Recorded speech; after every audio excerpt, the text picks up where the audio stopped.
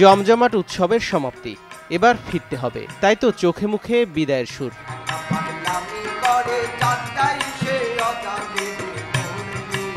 কুষ্টিয়ার ছেউরিয়ায় 3 দিনব্যাপী লালন স্মরণ উৎসব শেষ হয়েছে। আখড়াবাড়ি ছাড়তে শুরু করেছেন সাইজি ভক্তরা। তবে মানব ধর্মের দীক্ষা নিতে বারবার লালনের বারামখানা দর্শনের প্রত্যাশা তাদের।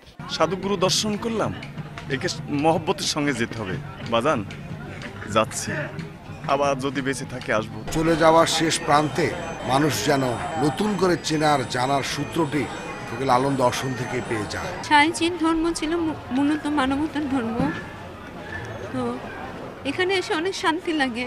লালন অনুসারীদের নিরাপদে তাদের আশ্রমে ফিরে যেতে সব ধরনের নিরাপত্তা জোরদার করেছে উৎসব আয়োজক কমিটি। তারা যাতে সুন্দরভাবে তার আশ্রয়স্থলে ফিরে যেতে পারে, নিশ্চিতভাবে তার নিরাপত্তার ব্যবস্থা ইতিমধ্যে জেলা প্রশাসন, পুলিশ প্রশাসন এবং র্যাব সার্বিকভাবে সেইটা তদারকি করছেন। বাউল সম্রাট ফকির লালন শাহের স্মরণে সংস্কৃতি মন্ত্রণালয় ও কুষ্টিয়া জেলা প্রশাসনের সহযোগিতায় গত 20 মার্চ দোল পূর্ণিমায় শুরু হয় এই উৎসব। সময় সংবাদ, কুষ্টিয়া।